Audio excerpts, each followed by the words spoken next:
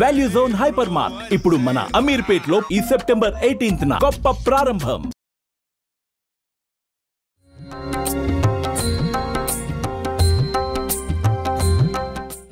Avis hospital సమర్పించు Dasara special kitchen shoot కి స్వాగతం. నమస్తే రమగారు. నమస్తే జయ. రమగారు, దసరా శుభాకాంక్షలు అండి. మీకు దసరా శుభాకాంక్షలు జయ. మీకు కూడా సుమన్ టీవీ ప్రేక్షకులందరికీ ఎస్ దసరా పండుగ శుభాకాంక్షలు. దసరా పండుగ అనగానే ఇది ఒక రోజు 2 రోజులో కాదు రమగారు, నవరాత్రులు 9 రోజులు జరుపుకునే పండుగ. 10వ రోజు విజయదశమి. కాబట్టి అమ్మవారికి చక్కగా 10 నైవేద్యాలు చేసుకుంటాము మన వీలు వెంబడి. కానీ ఖచ్చితంగా కొన్ని నైవేద్యాలు మాత్రం తప్పకుండా ప్రతిరోజు చేసుకుని పెట్టుకునే అలవాటు ఉంటుంది కదా. వారి కోసమే రమగారు స్పెషల్ కిచెన్ చేస్తా ఉన్నామండి. రమగారు నేను కూడా కలిపి. అమ్మవారికి అసలు ఏ ప్రసాదం అంటే ఎక్కువ ఇష్టం రమగారు? మనకి లలితా సహస్రనామంలో విశేషంగా కనపడతాయి. పాయసాన్న ప్రియ.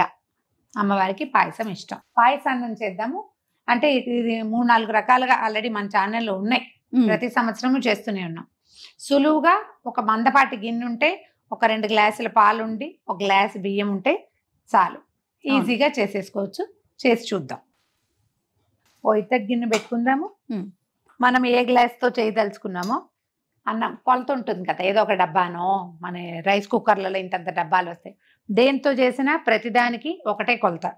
మొదట 1 గ్లాస్ బియ్యానికి 2 గ్లాసులు నీళ్ళు. గ్లాస్ బియ్యము శుభ్రంగా రాళ్ళు రప్పలు రేకుండా బాగు చేయండి. చక్కగా కడిగి పక్కన పెట్టండి. 10 నిమిషాలు పెట్టినా చాలు. ఇంకొక గ్లాస్.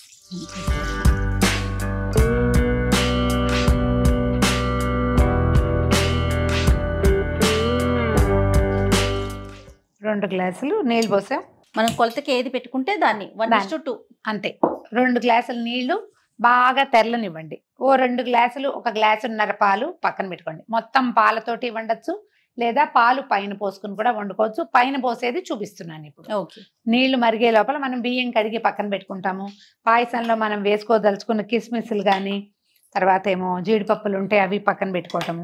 బాదం పప్పులు వేయదలుచుకుంటే ఒక అరగంట సేపు నీటిలో నానబెట్టి సన్నటి చీలికలు చేసి చెక్కు తీసేసి చీలికలు చేసేయండి ఒకటి. తర్వాత ఏలక్కాయలు ఒక 10-12 ఒలిచేసి ఒలిచి చక్కగా మెత్తటి పడి దంచి పెట్టుకోండి. అందులో కొంచెం పంచదార వేస్తే పొడి మెత్తగా అవుతుంది. పలుకులు కనపడకూడదు. నల్లటి పలుకు కనపడితే వస్తువందంగా ఉండదు ఒకటి. రెండోది అన్నానికి ఏలకుల సువాసన పట్టదు. పొడి మెత్తగా అయిపోవాలి. నల్లగా కనపడద్దు. దాన్ని నూరాలంటే మనం పంచదార వేస్తే చక్కగా మెత్తటి పొడి అయిపోతుంది. అది చేసి పక్కన పెట్టుకోండి. ఇవి తెలిసిన వాళ్ళకే కాదండి, తెలియని వాళ్ళకి చెప్పడానికే ఈ పని. నీళ్లు తెరులుతున్నాయి కదా. అవునండి. నీళ్లు ఇప్పుడు మీరు కడిగి పొయ్యి మీద పెట్టచ్చు. తెల్లిన నీళ్ళల్లో వేస్తే ఇంకా స్పీడ్గా అయిపోతుంది. దాని దారిని అది అవుతుంది. మనం ఇంకో పని చేసుకోవచ్చు ఈ లోపల. అంటే పండగ పనుల ప్లానింగ్ లో ఇదొకటి అన్నమాట. చేయటం కాదు, స్పీడ్ గా చేయటం కూడా ఇంపార్టెంట్ కదా రమ్మగారు. మనం ఇంకో పని చేసుకుంటాము. జాగ్రత్త, ఈ ఆవిరికి చేతులు కాలకుండా చూసుకోండి. కొద్దిగా ఒక 10 నిమిషాలు, పావు గంట సేపు నానిన బియ్యము తొందరగా ఉడుకుతుంది, ఎక్కువ మృదువుగా ఉంటుంది. అవును, నానిన బియ్యం, కొంచెం కాగిన నీళ్లు. బియ్యం ఎత్తి ఇందులో వేసేసేయండి. అన్నం ఉడకనివ్వండి. ఇది బియ్యం నీళ్ళంతా ఎగిరిన తర్వాత మనం పాలు పోసుకుంటాం. ఇందులో పాలు తక్కువ పడతాయి అంటారా రమ్మగారు? పాలు తక్కువ పడతాయి. నీకు పాలలోనే ఉడికిన అన్నపు రుచి వేరు, టెక్స్చర్ వేరు. అన్నము ఒక రవ్వ ఏమంటే మన బిరుసుగా కనపడుతుంది పాలలో ఉడికితే. మీరు రసప్తం పాయసాలు గమనించండి. ఎన్ని పాలు పోసినా కూడా అన్నం బిరుసుగానే ఉంటుంది. నీటితోటి ఉడికిన బియ్యమే ఎక్కువ మృదువుగా ఉంటుంది. పాయసానికి ఇది చిమడొడకాలి. అదనమాట పాయింట్. పాలు తగిలితే అన్నం తొందరగా ఉడకదు, ఉడుకు పట్టదు. ఎందుకు? బిరుసెక్కుతుంది. ఒకసారి కదిపేసి అన్నం హైలో పెట్టేయండి. ఏం పర్వాలేదు. దగ్గర పడ్డాక పాలు పోసుకుందాం. ఈ లోపు ఇవి వేయించుకుందాం. ఈ లోపల మనం జీడిపప్పు కిస్మిస్ వేయించుకోవటము. తర్వాత మీ బెల్లం మీద మీకు అనుమానం ఉంటే కనుక బెల్లం కూడా కరిగించి పక్కన పెట్టుకోండి. నేను రెగ్యులర్గా అదే పని చేస్తా. చివరికి పోసుకుంటే పాలు విరక్కుండా ఉంటాయి. ఏదైనా ఇసుక మట్టి ఉంటే అవన్నీ మనం తీసేయగలుగుతాం. ఇది వేయించేద్దాం. బెల్లం కరగబెట్టేది. వెలిగించేనా? వెలిగించి కొద్దిగా నెయ్యి వేసుకుందాము.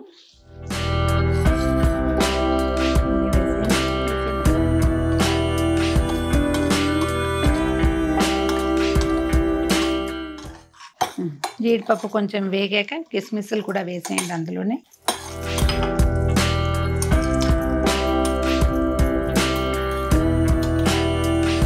నెయ్యి తగిలితే వాసనే వేరు. పండగ వాతావరణం వచ్చేస్తుంది. అవును రమ్మగారు. ఇది ఒకటి, కర్పూరం ఒకటి రమ్మగారు. అవును, కర్పూరం. పులిహోరకి చూడండి ఇంగువ పడగానే ఎంత అద్భుతమైన వాసన అనిపిస్తుందో. బాదం పప్పులు వేసుకోదలుచుకుంటే అవి కూడా వేసుకోవచ్చు. బాదం పప్పుకి ఏంటంటే ఇట్లా వెంటనే వేయించడానికి ఉండదుగా, 1 గంట అరగంట నానబెడితే కానీ ఆ తోలు రాదు. అవును, ఆ తోలు ఊడొచ్చాక సన్నటి చీలికలు చేసి కనుక ఉంచుకుంటే బాగుంటుంది, పాయసాల్లోకి రుచిగా ఉంటుంది. నేను ఇంకో పని చేస్తాను జయ, బాదం పప్పులు పొద్దున్న ఎందుకో ఒకరికి నానబెట్టుకుంటాం, ఈ పిల్లలు తినడానికి దానికి పెట్టుకుంటాం కదా. దాన్ని ఏం చేస్తానంటే ఒక 10 8 బాదం పప్పుల్ని గ్రైండ్ చేసేస్తాను. పేస్ట్ చేస్తారా? పేస్ట్ అంటే అదే పలచగా గ్రైండ్ చేసి పక్కన పెడతా. పాయసంలో చివరికి పోస్తాను, పాయసం చిక్కగా అవుతుంది, రుచి చాలా బాగుంటుంది. మళ్ళీ చిక్కగా అవుతుంది రమ్మగారు. ఆ గిన్నె పెట్టు, బెల్లం కూడా కరగబెట్టేసేద్దాం. 1 గ్లాస్ బియ్యానికి 1.5 గ్లాసున్నర బెల్లం వేసుకుంటే బాగుంటుంది. మీకు అది కొంచెం పలచగా లూజ్గా కావాలంటే అంత చారెడు పంచదార వేసుకుంటే అప్పుడు కూడా లూజ్గా ఉంటుంది. మామూలుగా మనం పండగల్లో సాధారణంగా అమ్మవారికి బెల్లం పాయసమే చేస్తాము. అవును, కొద్దిగా నీళ్ళు పోయి, కొలత ఏం లేదు, ఊరికే బెల్లం తడిసేదాకా చాలు. జయ చూడు, మనం పోసిన నీళ్లు దాదాపుగా బియ్యం పీల్చేసినాయి. అవునండి. ఇట్లా దగ్గరకు వచ్చేసి మనం ఉడికేటప్పుడు హోల్స్ పడ్డట్టు కనిపిస్తుంది కదా, కొతలాడుతుంది. అన్నం 30కి ఉడికిపోయింది చూడు. ఈ మిగిలిన పావు భాగాన్ని మనం ఒక 2 గ్లాసుల పాలతోటి ఉడికిద్దాం. 2 గ్లాసులు నీళ్ళు పోసాం కదా, అవునండి, ఇంకో 2 గ్లాసులు పాలు. మీరు హోల్ మిల్క్ పోసుకోండి, మీ దగ్గర టోన్డ్ మిల్క్ ఏమైనా ఉంటే అది వేసుకోండి, మీ ఇష్టం. అమ్మగారు పోసేస్తున్నారా? 2 కప్పుల పాలు పోసేద్దాము. ఓకే, పోసి దీన్ని బాగా దగ్గర పడినిద్దాం. దీన్ని ముట్టుకునే పని లేదు, గరిట పెట్టకపోయినా పర్వాలే. ఒకవేళ ఈ గిన్నె చిన్నది పెట్టారు అనుకుందాం, చిన్నది పెట్టి పాలు పొంగుతాయన్న భయం ఉంటే అప్పుడు ఇందులో గరిట ఉంచండి, అప్పుడు పొంగకుండా పడిపోకుండా ఉంటాయి. పెద్ద గిన్నె పెట్టుకున్నాం కాబట్టి తీసేస్తాం. బెల్లం అయిపోయింది. బెల్లం మీకు పాకం రావక్కర్లేదు, తీగ పాకాలు కాదు, బెల్లం బాగా కరిగిపోతే చాలు. ఏమక్కర్లే, వదిలిపెట్టేద్దాం. ఇది స్టవ్ ఆపేసి పక్కన పెడదాం, ఇది చల్లారుతుంది. ఈ బియ్యం ఉడికేదాకా చూసుకుందాం అంతే. అన్నం దగ్గర పడింది చూడు, పాలే ఉన్నాయి. ఇప్పుడు ఈ బుడగ వస్తుంది కదా, బుడగలు తగ్గాలి. తగ్గితే మొత్తం పాలని అన్నం పీల్చేసినట్టు, అదే లెక్క.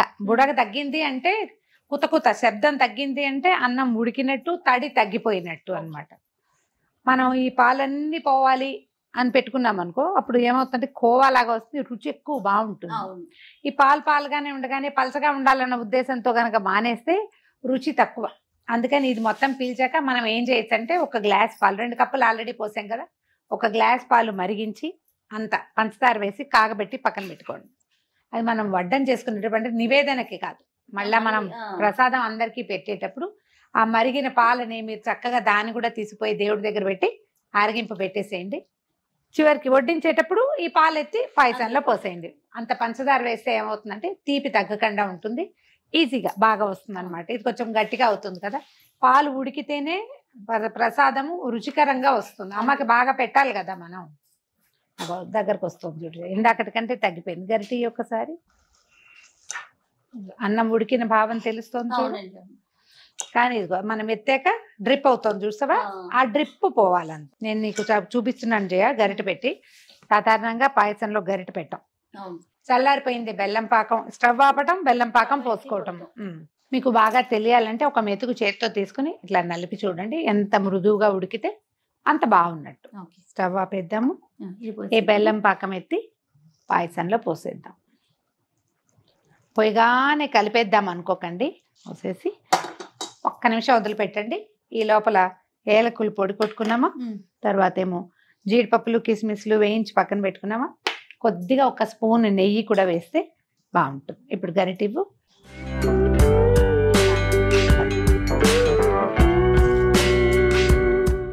పాకంలోనే అన్నం ఉడకాలి అనేది పాలు పోసినప్పుడు పెట్టుకోవద్దు, ఎందుకంటే ఈ రోజుల్లో మనం బెల్లాన్ని నమ్మలేకపోతున్నాం.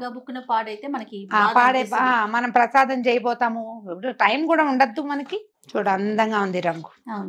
దీని మీద వేడి పాలు కనుక అంటే చల్లారి పెట్టుకున్నా పర్వాలేదు, కాగిన పాలు పోసుకుంటే మనకి పల్చగా వస్తుంది అన్నమాట. ఏలక పొడి 7-8 ఏలక్కాయలని పంచదార వేసి దంచి పెట్టుకోండి పక్కన. ఏలకల పొడి వేసాం. మీకు ఆసక్తి ఉంటే 1 చిటికెడు పచ్చకర్పూరం కూడా వేసుకోవచ్చు, మీ ఇష్టమే. అది జీడిపప్పులు కిస్మిస్లు వేద్దాము, కొంచెం నెయ్యి వేద్దాం. ఇది మీరు నివేదన చేసేటప్పుడు పాయసాన్నం ఏదైనా ఇట్లా తీపిగా వండిన పదార్థం మీద ఒక చుక్క నెయ్యి వేసి నివేదన చేస్తే మంచిది.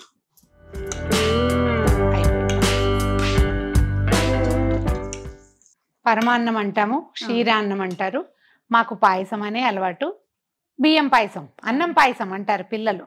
ఎలా కావాలంటే అట్లా. పరమాన్నం అంటాం రమ్మగారు. అదే ఇదిగో చక్కగా వేరే మంచి పాత్రలో తీసుకొని పెట్టుకుని చక్కగా నివేదన చేసేసుకుందాం.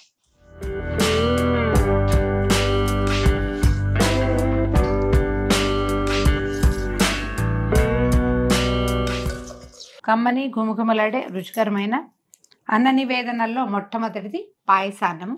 ఇదిగో రెడీ. రైట్ రమ్మగారు. చక్కగా తల్లి ముందు పెట్టుకొని మనస్ఫూర్తిగా దండం పెట్టుకోండి.